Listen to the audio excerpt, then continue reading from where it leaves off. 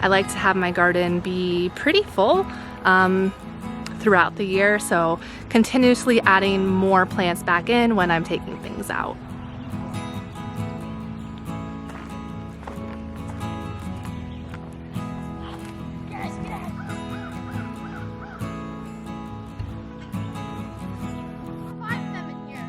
Really?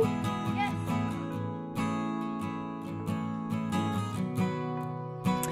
Hi friends, my name is Alexa and welcome to my channel, Sandals and Steel Toes, where today we are going to be doing the second garden tour of 2022.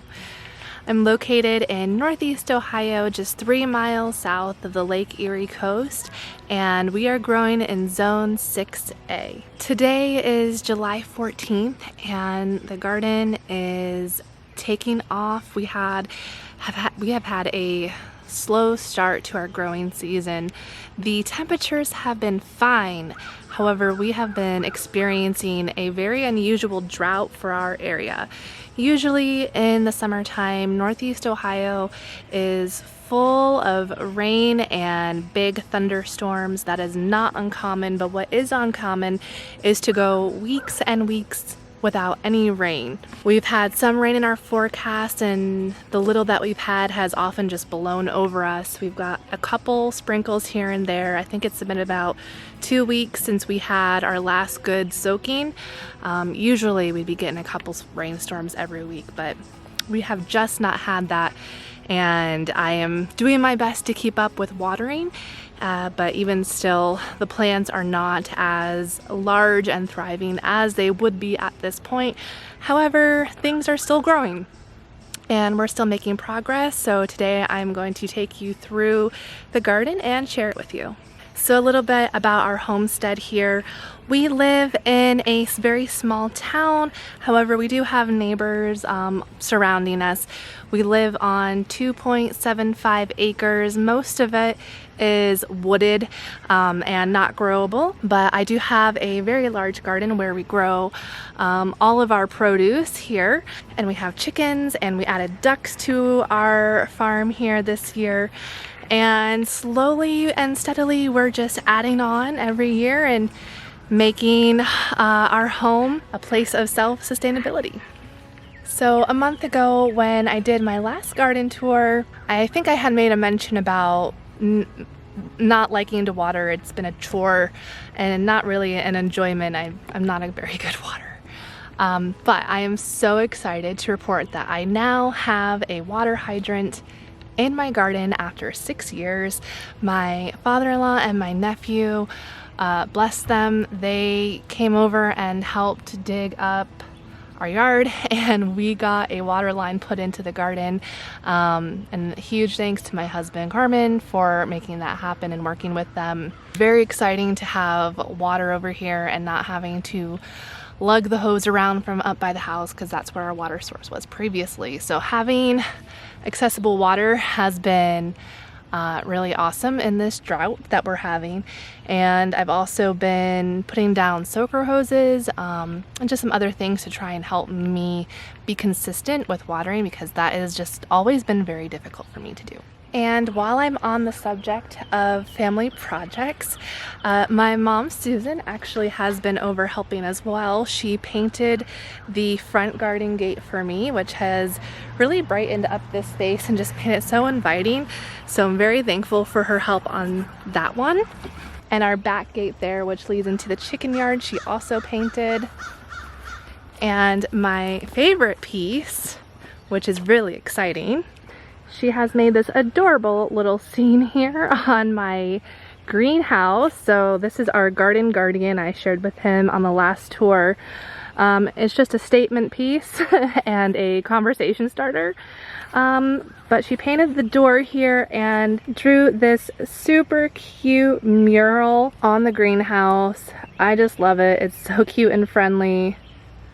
So it's really nice to have just all these little quirks and things in the garden, and really just adds character to the space, making it different and unique and special to our home. So now let's just get on with it and talk through what we've got growing in the garden. So So right here we have all kinds of bush beans that are getting really big and a couple cucumber plants. There's lots of flowers and blossoms here, so we're gonna start seeing beans very soon. And these were put in probably the first week of June, so it's been about six to 7 weeks of growth on these plants. So yeah, we should have harvest very soon. The beautiful circle garden is not quite as lovely as it was a month ago. I have been harvesting a lot out of here because this was our early spring garden and these crops are ready for harvesting and have been for some time. I've been waiting and watching this cabbage because it has been one of the best looking cabbages that I've grown in probably 5 years. So I am very excited for this, and this is ready for harvest, so I thought we would pick this together today.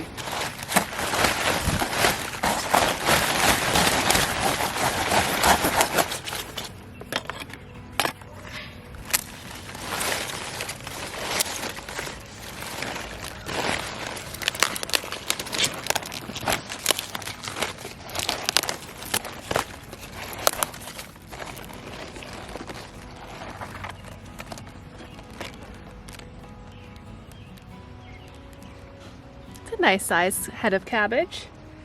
I am not going to complain.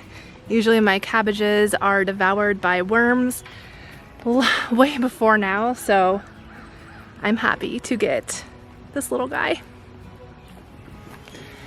I will ferment this cabbage, as that's my preferred way of eating cabbage, is fermented.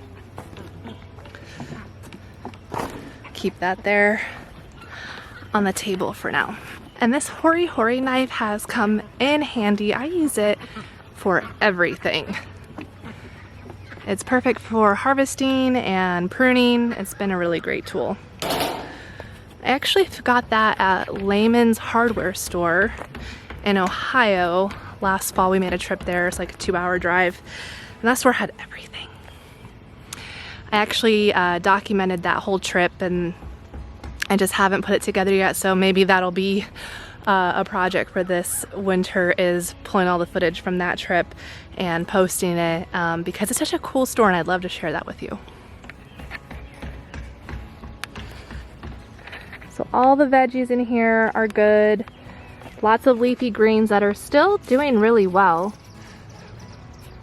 All of the kales have not gone to seed and really minimal bug damage. This curly dwarf kale has been my favorite for resisting pest pressure. For some reason, the cabbage mothworms don't care for this type of kale as they do like the ragged jack or even the lacinato here, the dino kale.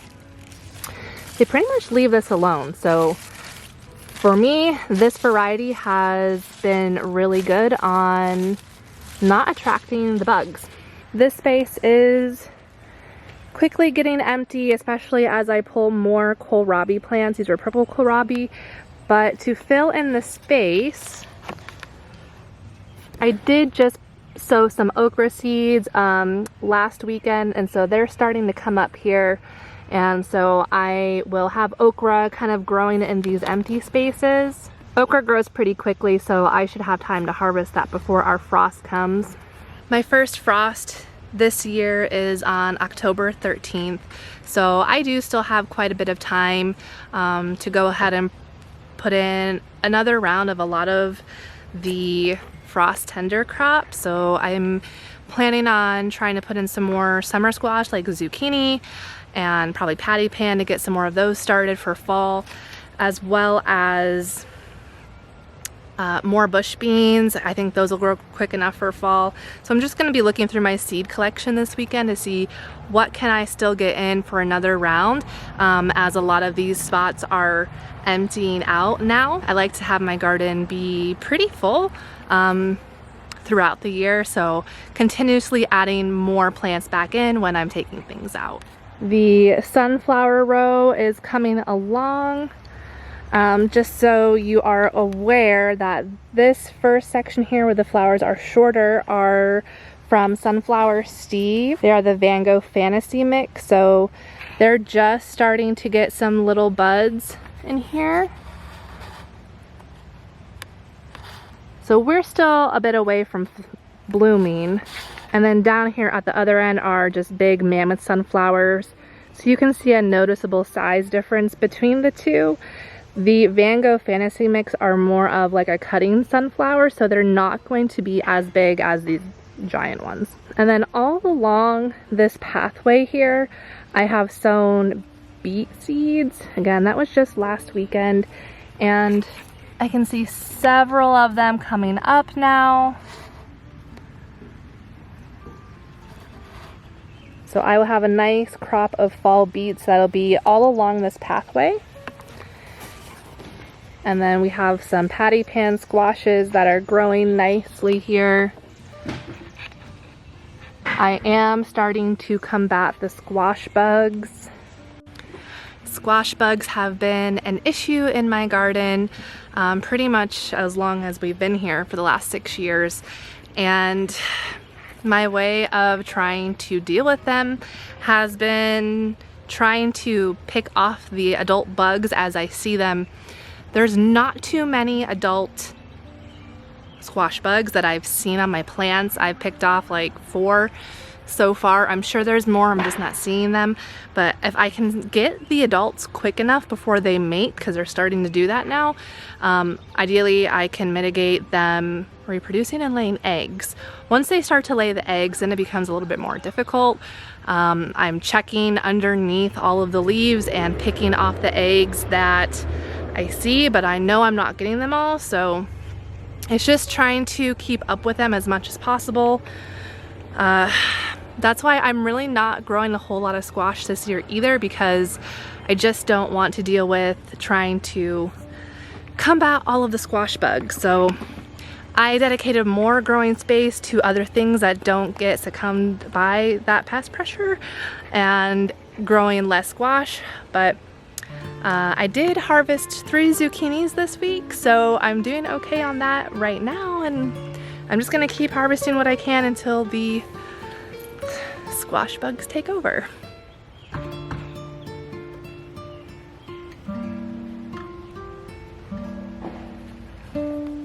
We have had an excellent raspberry harvest this year. So my berries usually start to ripen the week of July 4th, which they did. And for the last 2 weeks, we have been steadily picking raspberries, pounds and pounds and pounds of raspberries. This row, I haven't measured it, but I would estimate it's probably about 50 feet long. It's a very long row of raspberries. About 4 feet wide, so we have tons of plants. And I've been logging how much we have harvested throughout this season, and the last time we picked, which was like 3 days ago, we're up to 32 pounds of raspberries, and we are ready to do the next round of picking. This has been the most raspberries in 6 years that we have ever harvested.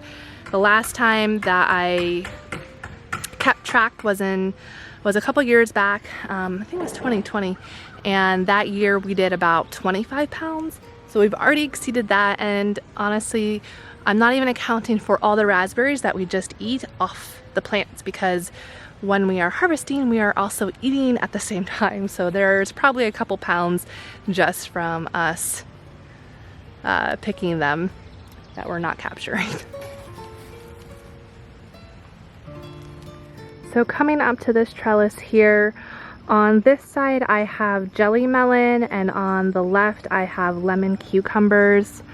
And then all down this row here are zinnias and onions. I also have sweet potato vine growing. So far I'm pleased with how the jelly melon is growing. It is starting to climb the trellis. I know it would do much better if we had some rain. But I do have soaker hoses laid down, which is helping. I am having a little pest pressure with the cucumber beetles. You can see the damage that they're doing there. I do try to just pick them off, but those cucumber beetles are fast and they fly away fast. So those have been a little bit difficult to manage. But since it's been so hot this week, I actually haven't seen as many. I think they're hiding from the heat as well. Same with the lemon cucumber. We've got some flowers coming on. Hi. Hi. Great pumpkin, we'll show you. Sorry. I know, I look like a pumpkin. Here's one of our favorite friends, the Japanese beetle. Not really one of our friends. Usually we have a very difficult time managing the Japanese beetles. So this year we've done two things differently, and I have really not had a huge problem with them. So the first thing that I didn't do was I did not put up one of those Japanese beetle trap bags. I had heard that sometimes they can actually attract more beetles to your area if you have those, and we've always kept them away from the garden, but there's been so many beetles, it's been too difficult to keep up with them. I have no traps this year and very little beetles, and I've been able to come out with a soapy water container and flick them off on a regular basis, and that's been helping out greatly.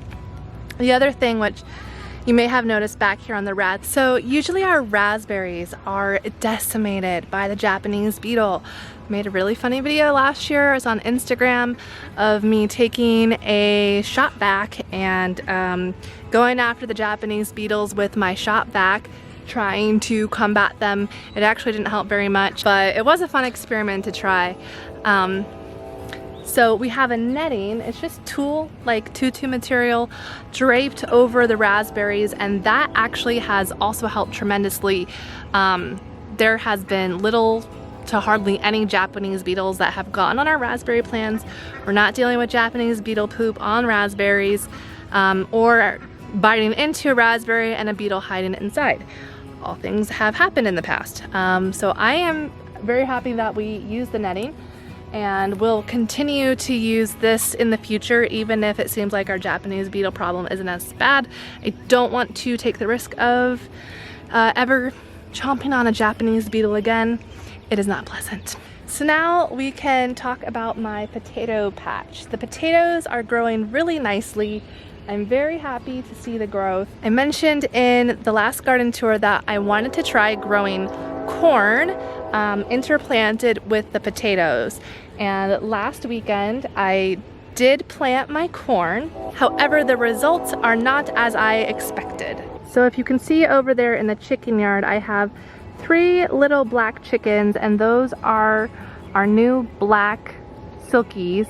They're in their pesky teenage phase right now, and they keep getting in my garden because they're big enough to go through the fence. And they have come in and have been scratching all through my potato patch because they're really excited about the straw that's laid down and keep scratching it away. And through that process, they've been disturbing my corn. There's been a few sprouts here and there, like I think this is one. But there are very few and far between. I should have sprouts between every single potato plant, and I don't. So I'm pretty certain that the chickens have eaten my corn that I planted, and I haven't decided if I'm going to replant or not yet. Carmen did just put a layer of chicken wire fence on the bottom of my garden fence to keep the baby chickens out. But the rest of the fencing doesn't have that yet, so they're still getting in here. So really, until all of that's taken care of, I don't know if it's even worth my time, probably not, to try and replant the corn. And by then I may not even have enough time to get it harvestable this year, so we may just not have corn, and that's okay. I'd like to note my volunteers this year. So this was a compost pile where I threw all the dead plants last year, and I have many tomatillo plants in here. I have that one, this one back here, a couple back here, and a bunch of tomato plants. So we will have tomatillos and volunteer tomatoes. I'm just leaving them because it's not bothering anything. And I didn't do any tomatillos this year, so there we go.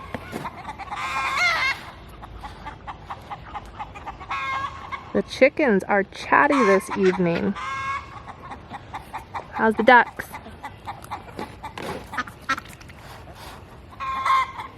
So the garlic is looking good. I had expected to harvest the week of July 4th. It just didn't look quite done to me at that time. Many of the leaves were still green, so I've left it go. We're on week 2 now. I'm considering starting to pull them up this coming Sunday, so in a few days, but I don't know, like this one is still like completely green, but there's others in here that are more brown, so it may be I just do the ones that are ready and leave the others. I'm really not trying to be impatient with the garlic and just letting it take its time. You can see some of the ones down here, like this one's definitely ready to be pulled up. I mean, all the leaves on that one are brown. So I think the majority at this point are ready, and I just need an afternoon to work on it. In between the garlic, last weekend I also put in some more squash seeds, like some gourds for fall. And I'm not sure if they're gonna come up because those baby chickens were in here too scratching. Oh, well, it looks like there is something coming up out of the ground, so we'll see what happens. I'm hoping to get a couple gourd plants for fall decoration. I wanted to get a head start on this space because this is all gonna be gone soon, and I wanted to get something in here right away to plant once this stuff came up. So I tried to get a head start on the squash. My chickens interrupted that a little bit, but you know, might still work out. This is a very lovely view of the garden from this angle.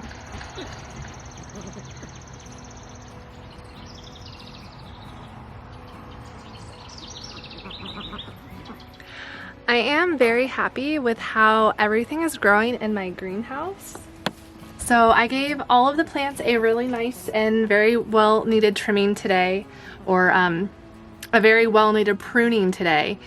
A lot of the pepper plants that are growing here in front of the tomatoes were getting a little bit crowded by the tomatoes' robust leaf growth. So I gave everything a really heavy pruning, and I think that's going to help a lot with some of the pepper production. This one here is a mortgage lifter, and I'm very excited about the tomatoes starting to grow on here. There's a lot growing. So in a month, we'll see some nice big red tomatoes and lots of blossoms still on here. And then next door are a variety called Big Mama. I've been a little bit nervous about these ones because they have taken a long time to get started, but now they seem to be catching up. I mean, it's still smaller than the mortgage lifter, but I'm wondering if the Big Mama is a determinant. I thought that it's an indeterminate, but I'm not so sure. The Big Mamas we got for sauce making. Apparently they're supposed to be a really delicious flavor. I believe they are a hybrid, so they are more resistant to disease. And we were just giving them a try. Me and my mother-in-law were trying them out this year to see how they do. I am happy to see that they are finally fruiting and seeming to catch up with the rest of the plants. And then these, I've got 3 up at the very front, which are Trip L crop. These are doing fantastic. They are really big. They are close to reaching my piping here, which is about 6 feet. So we'll see how tall these end up getting. Lots of blossoms still all over these, and a lot of fruit on them as well. Down here at the bottom is the biggest one I have so far. I mean, it's still pretty tiny, but it is coming along and I can see it now. This was a surprise to me today when I pruned all of these. And then growing in front are some very tall pepper plants. They are competing with the tomatoes for light, so they're stretching a bit. But we've got banana peppers. So a couple different banana peppers here blossoming.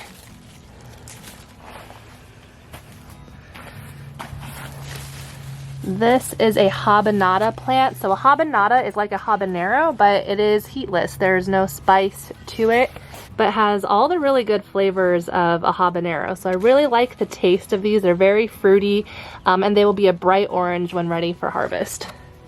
And then I've got a jalapeno plant, which is doing well. I've got a couple of those.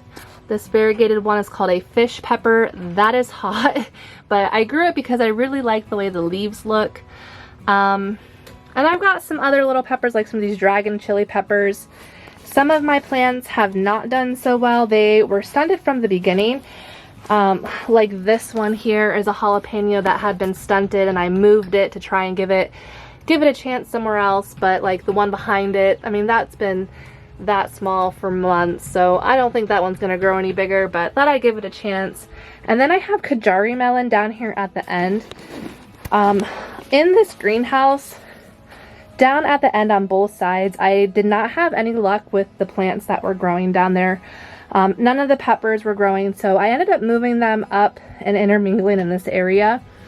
And then I tried planting something else, so I put in these Kajari melons.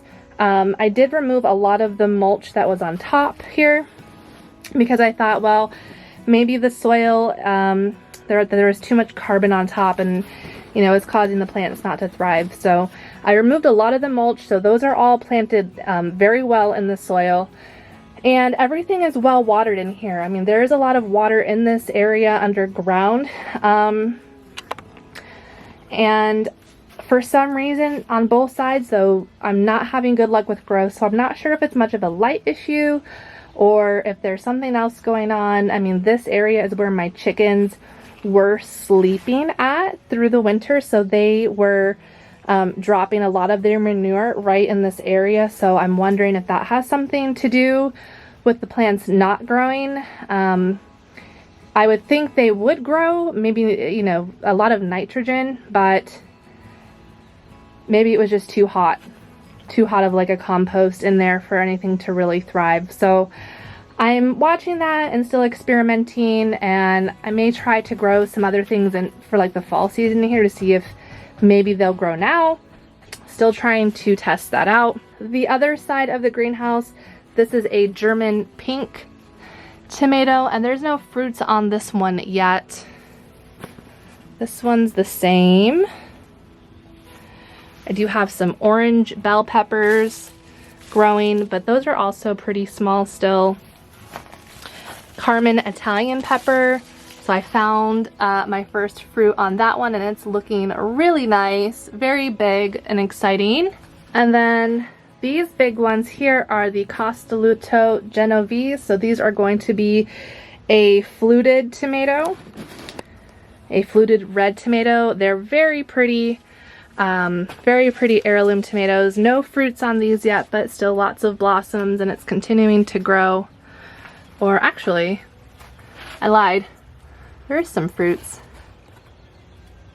Okay, so you can see that on this baby one here how it's fluted. It's got those really nice ridges, and I think these ones are just super pretty. So there are actually several baby fruits on here. And this one is a Jersey Devil. So this is something like you would use for sauce making, kind of aroma, but the Jersey Devils, they are shaped like peppers. So you can see on this tiny one an idea of what that will look like. So they'll get bigger. They'll probably get like this long. But they're called devils because the tomatoes look like little horns.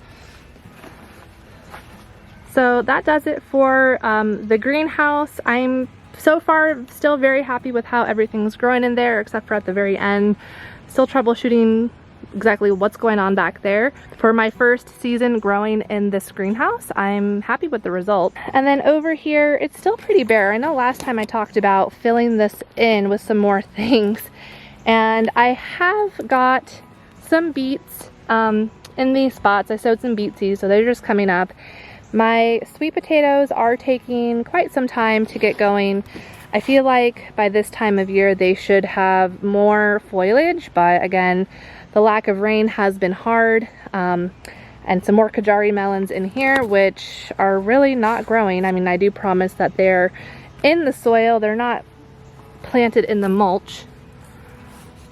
They are down in the soil and mulch on top, but they're just really not growing.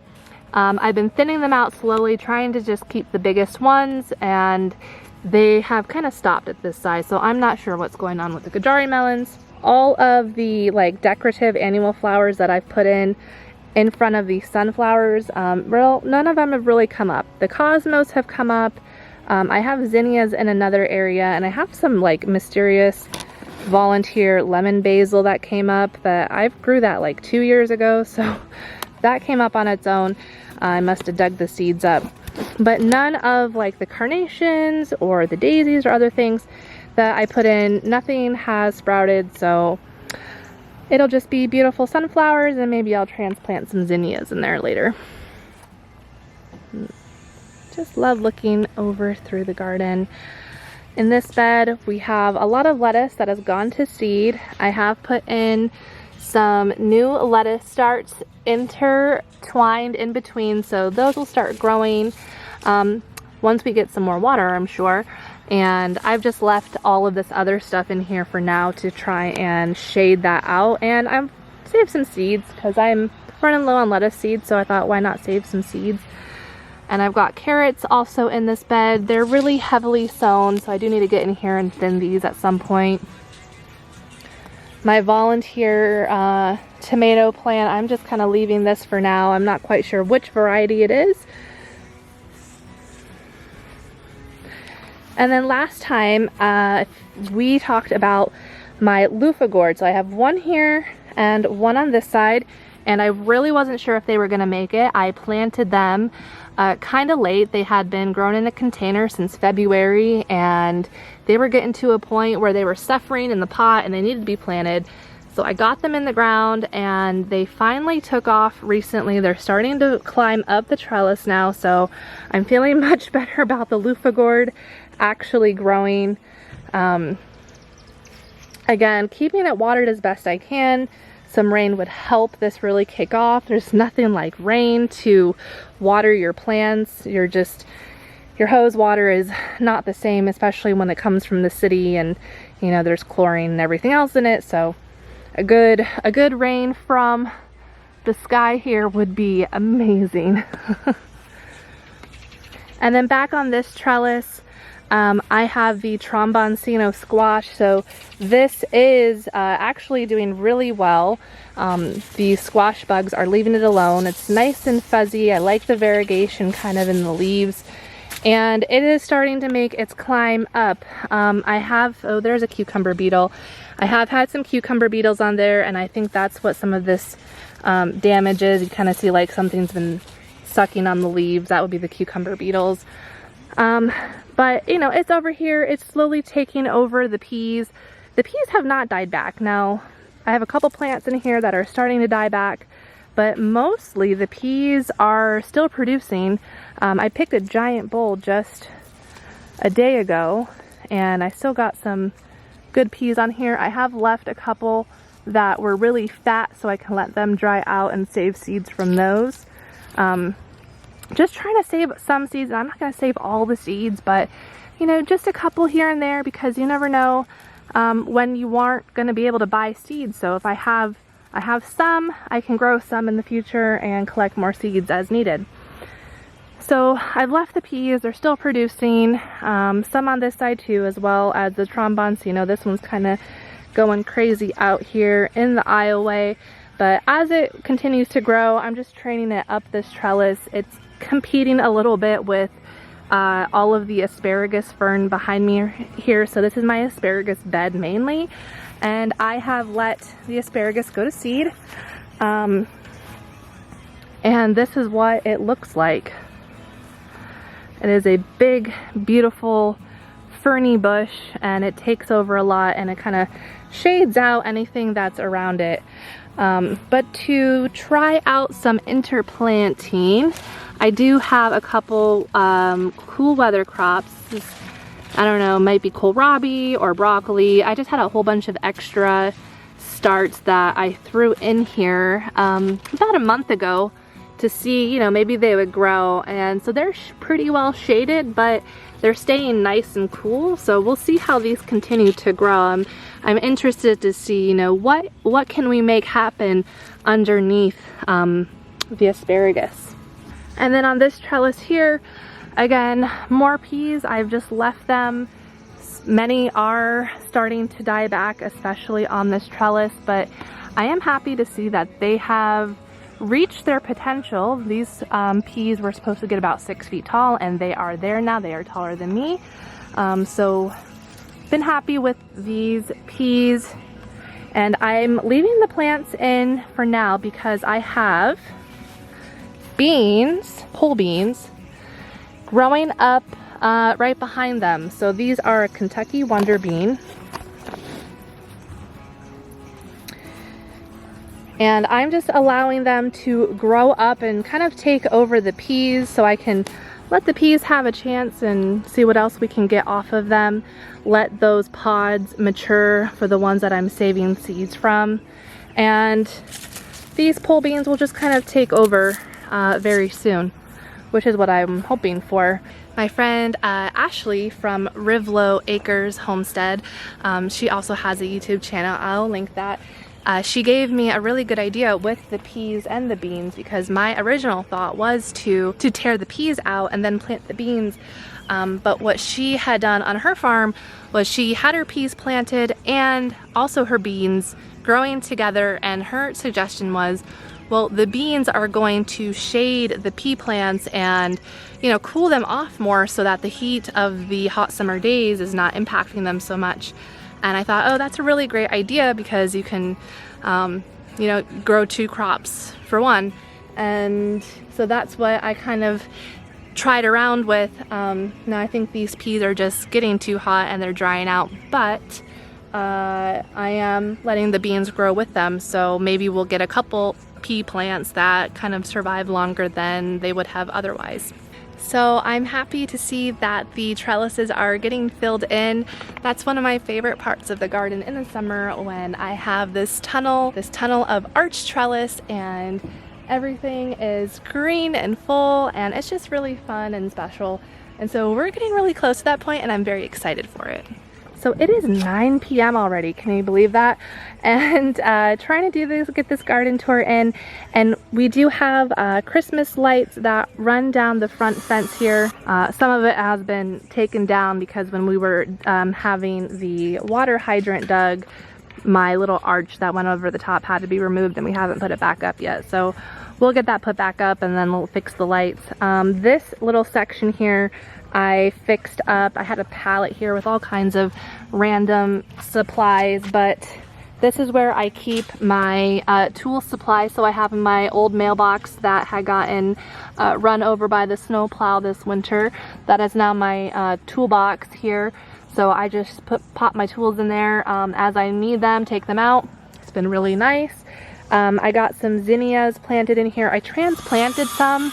Now they have not done so well in the heat. They're kind of crinkling, but they're not dead yet. So I just keep them watered. And then I added some Spanish lavender plants here and here. They were on clearance at the store, so I picked them up, and they smell so good. So I am excited for some big bushy lavender plants in here. And then down this fence, I have cucumbers growing, and they are starting to take off now and start to flower. So we can see some flowers in there.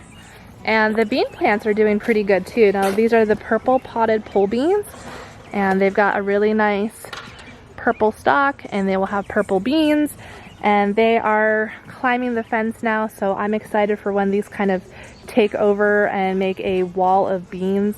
Then I've just got some like random flowers in here, some cosmos, and there's some other things kind of growing along. And then I have this front row of tomatoes here that I finally got string tied yesterday. This is a fun string. It's a neon green glow in the dark clothesline. I happened to see it at the store. I'm like, that's fun. So I haven't checked to see how well it glows in the dark yet, because these Christmas lights are on when I'm outside, so I haven't been able to see how bright these are. But either way, I think they look cool.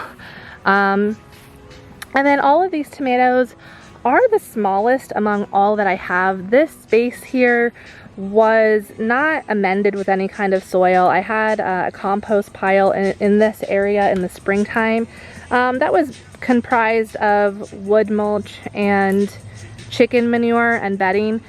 So I thought I'd try growing something in here, and these plants, they're growing slowly. They're not growing poorly, it's just they're growing slowly.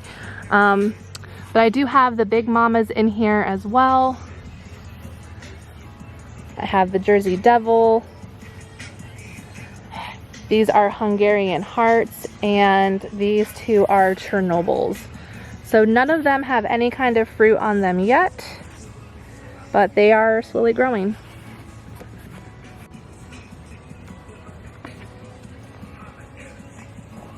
Lightning bugs.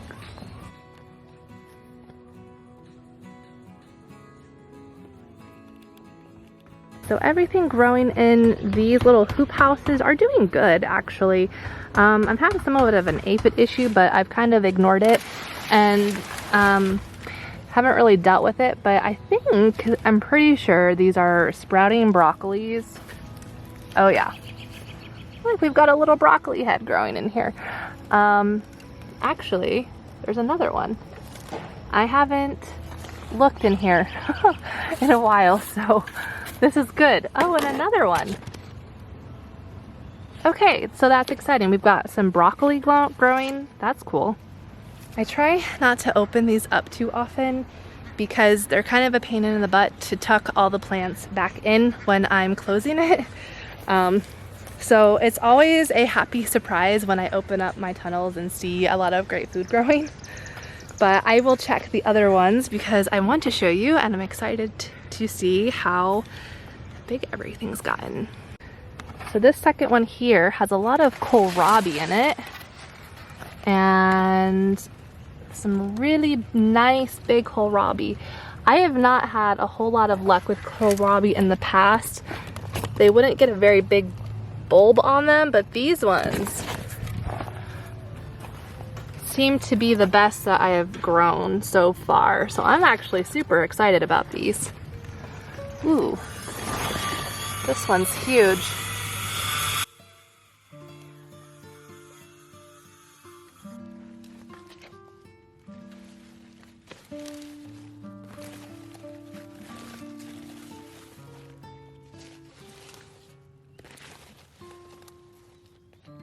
And I've come to realize that I prefer the white kohlrabi to the purple.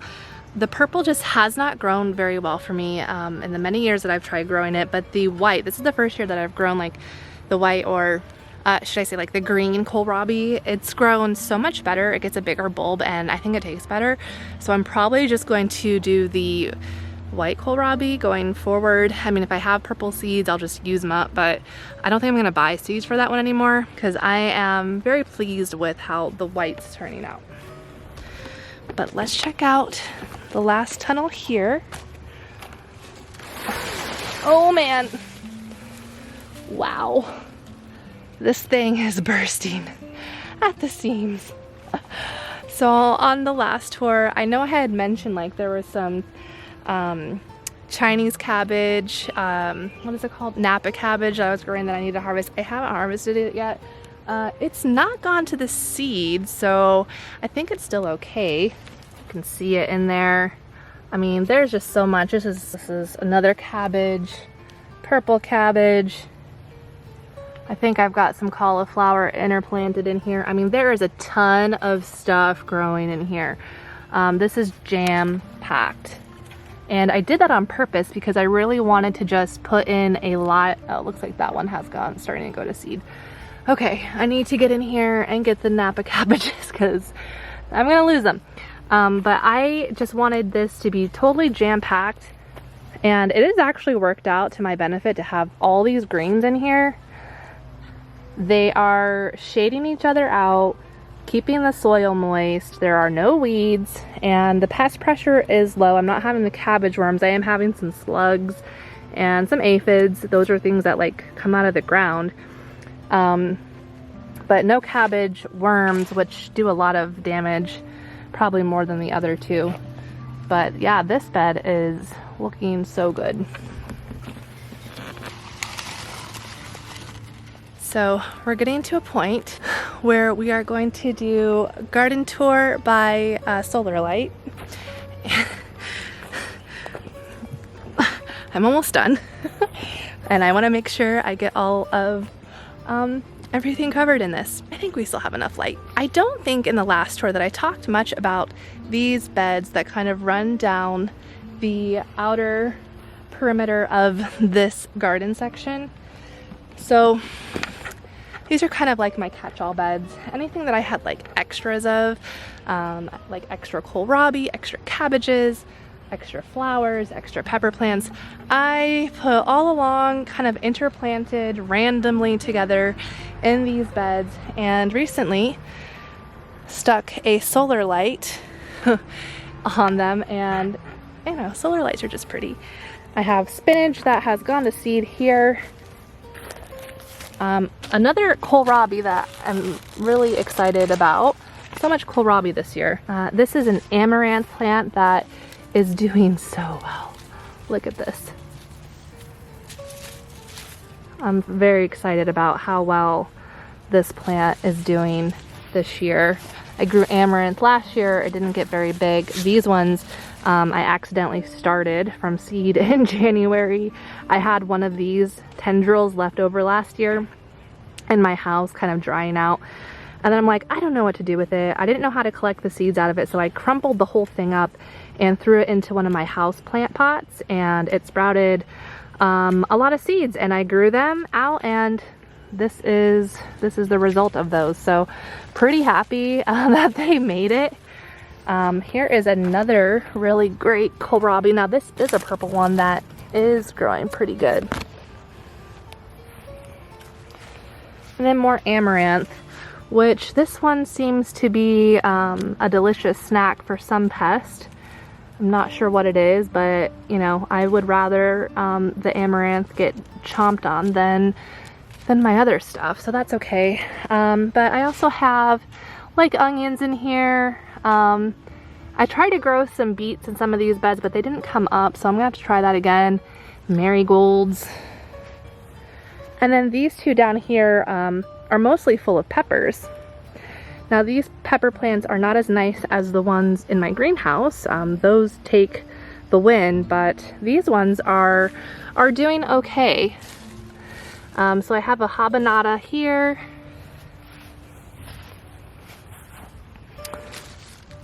What is this? Some have tags. Okay. Another banana pepper. I try to grow mostly peppers that I liked this year, not just all kinds of crazy ones. We've got korbachi peppers in here. So those are kind of like a paprika pepper. Yeah, korbachi. Oh, here's an example. So yeah, they kind of grow like a paprika, but they're like long and curly. They get kind of curly like this, so that's pretty cool. Oh, another korbachi pepper. I have a lot of them in here. Mini cherry peppers, so they're like little mini baby bell peppers that look like cherries. And then I do have black Spanish radish in here too, which they're not ready. They're kind of growing along the middle. There's a whole bunch of stuff in here. I can't quite tell what it all is right now since it's getting dark. And nice zucchini. I'll give this another day. So lastly here is the rows of all the tomatoes, and so I'm growing 22 different varieties this year. We talked about some of them already in the greenhouse and in the front garden area, and then all of the rest are in here, and unfortunately it looks like it's getting a little bit too dark to really be able to see what is going on with these in here, but I will try my best. Getting them pruned and tied up has been a chore, but we have done it. So let's see what we can find in here. So a little hard to see. Ooh, this one is getting some blossom end rot, it looks like. That's too bad. These are the ananas noir black pineapple. So blossom end rot can happen sometimes when there's nutrient deficiencies, phosphorus deficiency, so that's something I may need to test for, and also some inconsistent watering. It does look like this is too fused together, so I wonder if there's some rot happening there. But this plant seems to be doing better. I've got a nice fruit growing here.